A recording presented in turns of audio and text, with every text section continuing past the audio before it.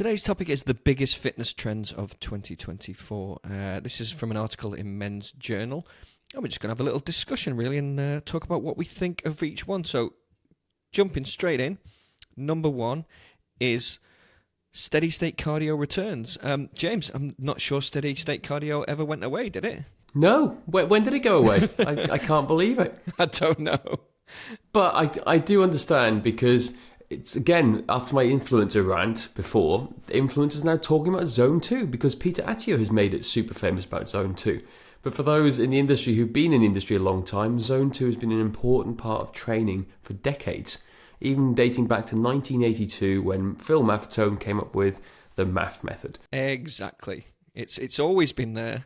Maybe in the back. I think people forget things in training, I suppose, don't they? And obviously it was the popularization of HIIT, I guess. And everyone supposedly forgot about steady state cardio. But to be honest, it should form, the majority of your aerobic training, right? Exactly. It's good, though. It's becoming more to the forefront, so people are more aware of it. But it's just funny how it's become a fashionable thing. And there's nothing new in fitness. We all know that.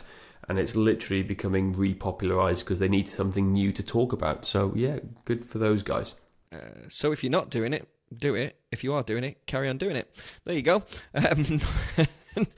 Excuse me. Number two. Where are we? Strength meets flexibility with the expansion of Pilates and yoga. Now, big fan of this. We got lots more. You're doing more yoga, aren't you, James? As you get older, into your 40s. Nothing wrong. Really big fans of Pilates and yoga. And again, something that is becoming more and more popular. Yeah, I think it's becoming more accessible because of all the apps coming out. I think that's a really big thing. I think again, it's just one of those things where people are now talking about it more. So, and it's more widely acceptable that men, particularly men, for example, who always in the past were like, no, that's woman stuff. You don't do any of that stuff. A lot of people did think like that many decades ago. However, it's now way more open, much more popularized. Again, people are talking about it. They can visually see things and they can feel the benefits of it. So therefore, it's becoming more out there. I do it. I was going to say, would you agree that men are the ones who actually need it more than women? Yeah, very generalized, sweeping statement. In a generalization. Yeah, generalization. More men should be doing yoga and mobility work. More women should be doing strength training work. That's kind of what we tend to see most of the time. It's a very sweeping generalization. But I think it's just there for people to do now. It's more accessible. It's more easy to do. You don't have to go to a yoga class. They can download My Fitness, Fitness Plus on Apple or whatever app they want to use on the Apple Store or Android Store. And they can start doing it straight away. Or even go to YouTube. That's the other big thing. Yeah, lots of apps and YouTube channels. You can do it in the privacy of your own home. So if you are a little self-conscious, there's do it in the privacy of your own home. Rucking and hiking, number 3, and outdoor pursuits will continue to flourish. And again, this is something that we have been huge fans of for a long time. Rucking, we did a whole podcast on rucking last year, which you should listen back to. And it's actually something we have started to recommend to our clients more and more. James, it's something like weighted walks. Again, something you have started doing with your weight vest experiment, which we probably need to do an update on sometime soon, right? Yep, we do. Yeah, so like rucking, hiking, I've always been a big fan of the outdoors. It's just great. It's great for all sorts of benefits, mental health, aerobic capacity, a part of the Zone 2 steady state cardio, if we're talking about that too.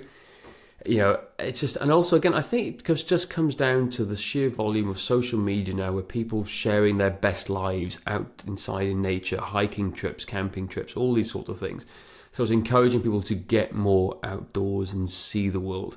So I love it. And then rucking, it's extremely popular now amongst other things. There's competitions with it.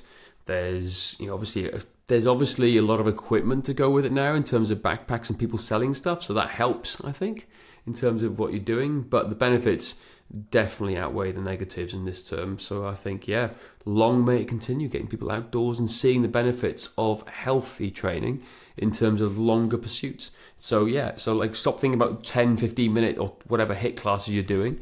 Like go for 2-3 hour hikes and walks. It'll have a huge carryover to your fitness and recovery. It will indeed. And you don't need really expensive equipment. A weight vest is ideal if you can afford one. But fill a couple of 2-litre bottles of water, stick them in a backpack, and away you go. Number 4, brain training will get its time in the sun. Now this is it's an interesting one, actually, something I'd not thought about. It says stress brain is no joke and linked to cognitive decline. Yes, absolutely. Stress is probably more and more prevalent in our busy lives, would you say? So brain training is the thing of 2024. Well, this is something new I haven't really looked at before much. So yeah, I've obviously cognitive decline is huge. I think you use it or lose it. I think a lot of people who stop using their brain will find this is I'm no neuroscientist, by the way, but what we've seen over the years and seeing family members who've declined through dementia and onset Alzheimer's. I feel like Alzheimer's and dementia seems to be becoming more prevalent, unfortunately, at the moment. So it's something to think about, definitely. And if brain training will help with that.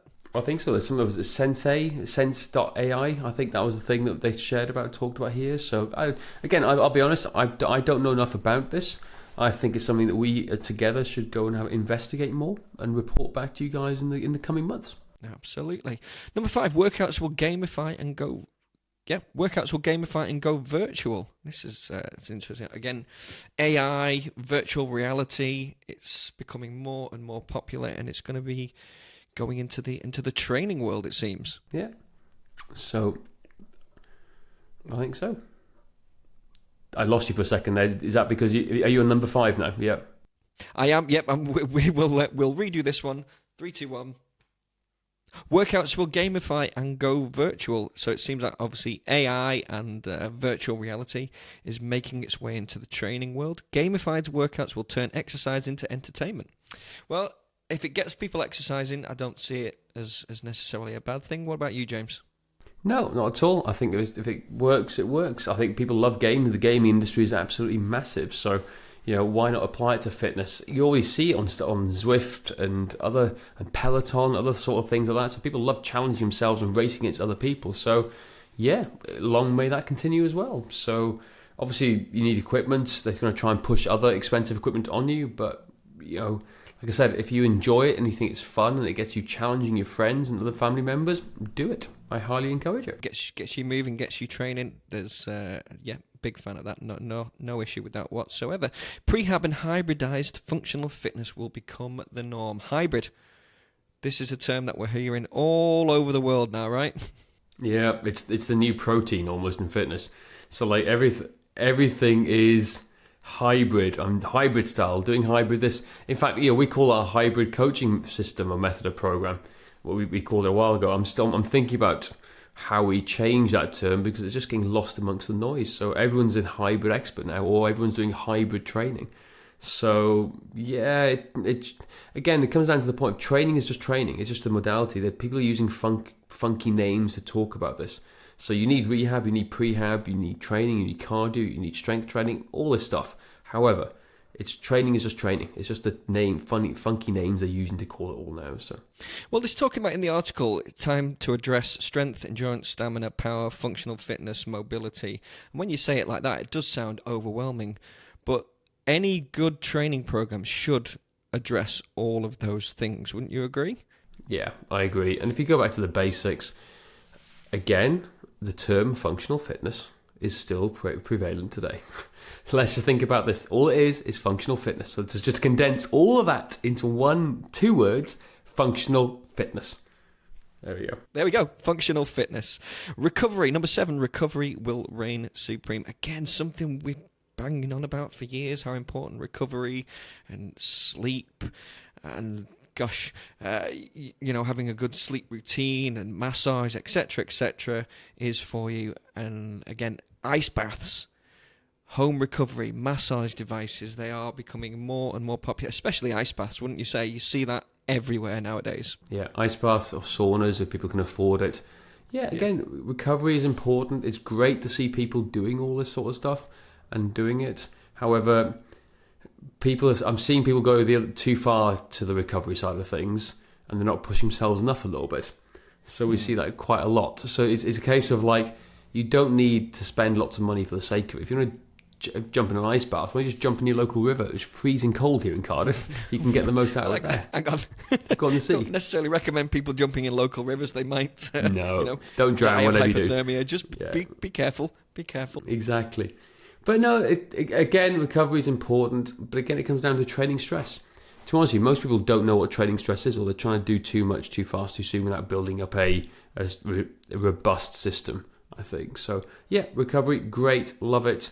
I need some recovery. I need some more sleep after doing this podcast with you. But apart from that, Sleep, exactly. It's that's the most important thing. And now, ice baths do have some benefits, but they're not a magic pill. And I think that's what people, you sort of jump on the bandwagon of it and think it's going to solve all of their problems. That is the end of the list. Do you want to go on to the worst fitness fads quickly to leave behind? Because it's also got that as well.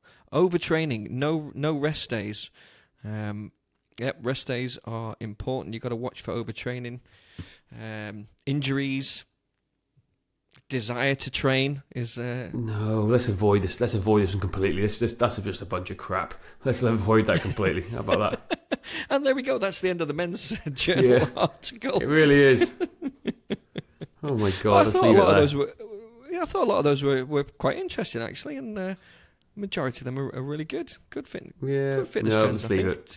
Let's leave it. Let's just no. That's it. You guys have had enough for today. We've done enough of men's journal for one day.